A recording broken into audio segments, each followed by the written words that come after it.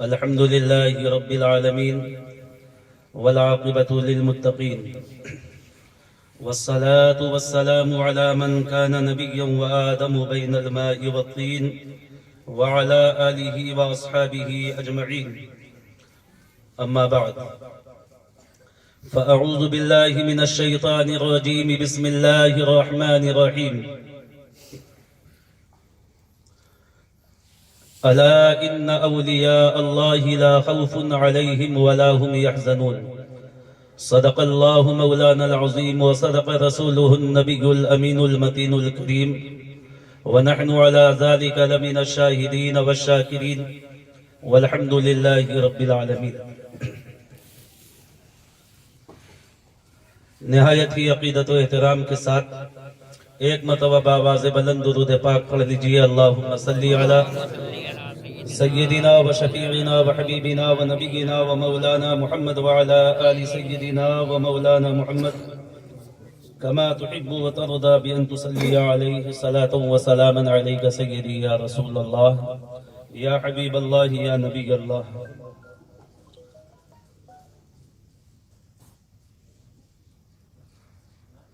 لائق تعریف ہے گھر والے جناب کاڑے خان صاحب،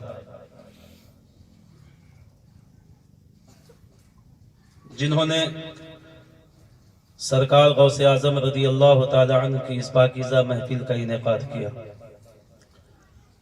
یقیناً ایسی محفلوں کا انعقاد وہی لوگ کرتے ہیں جس پر اللہ کا فضل و کرم ہوتا ہے، اور ایسی محفل میں شرکت بھی اسی کی ہوتی ہے جس پر اللہ تبارک و تعالیٰ کا فضل اور کرم ہوا کرتا ہے.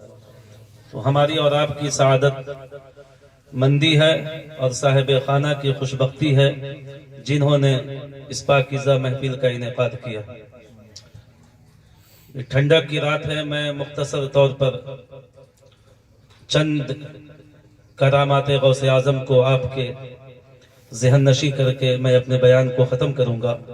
اللہ رب العزت ہم سب کو اس پر عمل کرنے کی توفیق رفیق عطا فرمائے.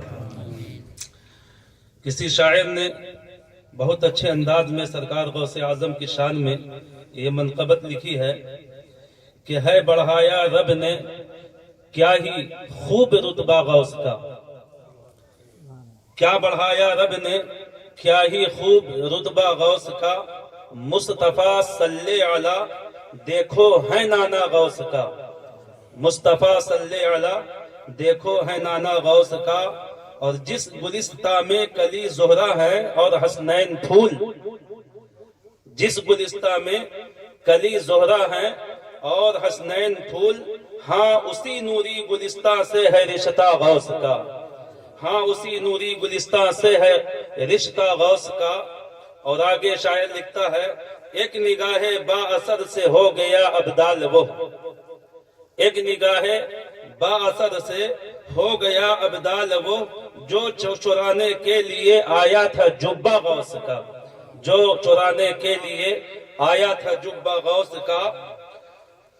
اور قادری کر قادری رکھ قادریوں میں اٹھا، قادری کر قادری رکھ قادریوں میں اٹھا، ہر بلا بھاگے گی پڑھ لو صرف شجرہ غوث کا، ہر بلا بھاگے گی پڑھ لو صرف شجرہ غوث کا.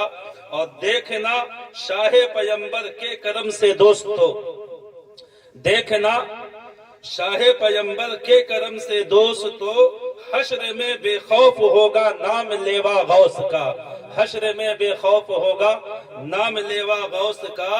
اور آ گئی 12 برس کی ڈوبی کشتی بحر سے، بحر مانے سمندر، آ گئی 12 برس کی ڈوبی کشتی بحر سے، ہو گیا ہے جس گھڑی ادنا اشارہ غوث کا، ہو گیا ہے جس گھڑی ادنا اشارہ غوث کا.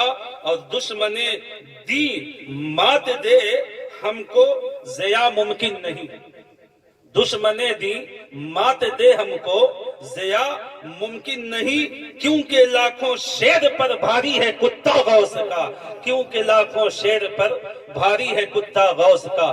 آئیے جی لگا کر بارگاہ مصطفیٰ اور آل مصطفیٰ میں پھر ایک مرتبہ درود پاک پڑھیں۔ اللہم صلی علی سیدنا و شفیعنا و حبیبنا و نبینا و مولانا محمد وعلی آل سیدنا و مولانا محمد کما تحب و ترضى بأن تصلی علیہ صلاة و سلام علیک سیدی یا رسول اللہ یا حبیب اللہ یا نبی اللہ۔ محترم سامعین، نہایت ہی مشہور و معروف آیہ پاک کو میں نے آج کے لیے عنوان سخن بنایا۔ قرآن مقدس کا 11واں پارہ ہے۔ رب قدیر ارشاد فرماتا ہے الا ان اولیاء اللہ لا خوف علیہم ولا هم يحزنون۔ اتنی مشہور و معروف آیہ پاک ہے کہ اگر اس کا ترجمہ نہ بھی کیا جائے تو آپ کہیں گے ضرورت بھی نہیں ہے، اس لیے کہ ابھی مجھ سے پہلے جناب عزت مآب مولانا غلام فرید صاحب نے اسی آیہ مبارک پر اپنا خطاب نایاب کیا۔ پروردگار عالم ہم سب کو اس پر بھی عمل کرنے کی توفیق رفیق عطا فرمائے۔ بہرحال ہم اور آپ جس شخصیت اور جس ذات کی محفل میں جلوہ فروز ہوئے ہیں، اس شخصیت کی عظمت و رفعت کما حقہ ہم جیسے کم فہم اور کم علم کے لیے ممکن نہیں ہے کہ میں اس ذات کی عظمت و رفعت کو پہچان سکوں۔ اس لیے کہ خود سرکار غوث اعظم رضی اللہ تعالی عنہ کی والدہ ماجدہ بی بی ام الخیر فاطمہ رضی اللہ تعالی عنہ آپ فرماتی ہیں کہ جب سرکار غوث اعظم اپنے باپ کی صلب سے جب میرے شکم میں وہ منتقل ہوئے اور ابھی میرے پیٹ میں پروان چڑھ رہے تھے کہ گاہے بگاہے جو ہے غیب سے ایک ندا آتی تھی، اور وہ ندا کیا تھی؟ تو فرماتی ہیں وہ ندا وہ آواز یہ آتی تھی اے ام الخیر مبارک ہو تمہیں کہ تمہارے شکم میں پروان چڑھنے والا بچہ یہ کوئی معمولی بچہ نہیں ہے، یہ وہ بچہ ہے کہ جب تمہاری شکم سے نکل کر جب یہ دنیا میں جلوہ افروز ہوگا تو روئے زمین پر جتنے اولیاء اللہ ہوں گے ان تمام اولیاء کا سردار ہوتا ہوا نظر آئے گا۔ آپ اندازہ لگائیے ہم اس شخصیت کی بارگاہ میں، اس شخصیت اور اس ذات کی محفل میں ہم اور آپ جلوہ گر ہیں۔ اس لیے آپ ماحول بنائے رکھیں اور اخلاص و للہیت کے ساتھ اپنے اپنے ذہن و دماغ میں جو ہے اپنے اپنے مقاصد کو، اپنے اپنے تمناؤں کو محفوظ رکھ کر کے بیٹھیں۔ انشاءاللہ اس محفل کی برکت سے اللہ آپ کے تمام مقاصد میں کامیابی و کامرانی عطا فرمائے۔ اور دوسری بات یہ ہے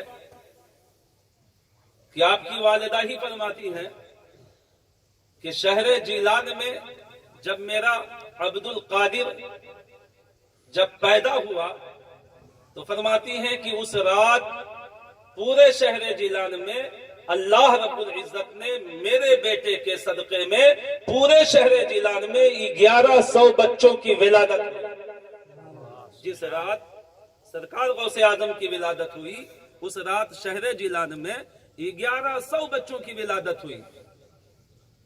اب یہاں پہ ایک سوال ہے کہ صاحب کچھ کم بھی ہو سکتے تھے، کچھ زیادہ بھی ہو سکتے تھے، یہ 1100 بچے کیوں پیدا ہوئے؟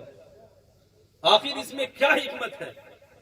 کتابوں میں تو صرف اتنا ہی لکھا کہ سرکار غوث اعظم کی ولادت والی رات میں شہر جیلان میں 1100 بچوں کی ولادت ہوئی، لیکن اب سوال یہ پیدا ہوتا ہے کہ کم یا زیادہ کیوں نہیں ہوئے، 1100 کیوں ہوئے؟ تو جب میں نے اس میں غور و فکر کیا تو میں اس مقام تک پہنچا، میرے علم نے یہ جواب دیا کہ سن، اس کی وجہ یہ ہے کہ غوث اعظم کی پیدائش کے صدقے میں اللہ نے جو شہر جیلان میں اسی رات 1100 بچوں کی ولادت کی ہے، وہ تمام بچوں کی جو ولادت ہوئی ہے 1100، وہ صرف اس وجہ سے کہ اللہ آنے والی نسلوں کو یہ بتانا چاہ رہا تھا کہ یہ عبد القادر جب زمانہ گزرے گا اور جب یہ پروان چڑھے گا تو یہ شخص کسی اور نام سے نہیں بلکہ دنیا انہیں 11ویں والے کے نام سے جانے گا۔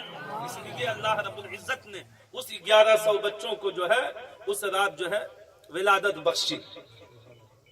اور کمال در کمال یہ کہ ان 1100 بچوں کی ولادت تو ہوئی، اور بھائی ہمارے یہاں بھی ولادت ہوتی ہے، ہمارے شہروں میں، ہماری بستی میں، ہمارے قصبے میں بھی بچے پیدا ہوتے ہیں۔ اب ایسا تو نہیں ہے کہ اگر ایک رات میں جتنے بچے پیدا ہوئے یا ایک سال میں یا ایک مہینے میں جتنے بچے پیدا ہوئے ہوں وہ تمام بچے سب کے سب حافظ قرآن ہوں، ایسا تو نہیں نا۔ بھائی حافظ بھی ہوتے ہیں، قاری بھی ہوتے ہیں، عالم و فاضل بھی ہوتے ہیں، کوئی ڈاکٹر بھی بنتا ہے، کوئی انجینئر بنتا ہے، کوئی پولیس والا بنتا ہے، کیا کیا بنتے ہیں۔ لیکن خدا کی قسم وہ شہر جیلان میں سیدنا غوث اعظم کے صدقے میں جو ان 1100 بچوں کی ولادت ہوئی تھی، تاریخ یہ بتاتی ہے کہ ان 1100 بچوں میں کوئی اور نہ بنا، کچھ اور نہ بنا، اپنے وقت کا اگر وہ بنا ہے تو وہ 1100 بچے سب کے سب اپنے وقت کے ولی کامل بنتے ہوئے نظر آئے۔ یہ سرکار غوث اعظم رضی اللہ تعالی عنہ کی ذات پاک ہے جس کی محفل میں ہم اور آپ جلوہ گر ہیں۔ یقیناً اللہ رب العزت نے آپ کو جو منصب اور جو مقام عطا فرمایا ہے، یقیناً ہم جو ہے آپ کی رفعت اور عظمت کو کما حقہ نہیں سمجھ سکتے۔ اور اس وقت میں سرکار غوث اعظم کی شان، ایک بات بتائیے آپ کہ آج اس دھرتی پر بسنے والے جتنے لوگ ہیں ان میں بڑے سے بڑے کرمنلز، بڑے سے بڑے ڈاکو بھی ہیں، چور بھی ہیں۔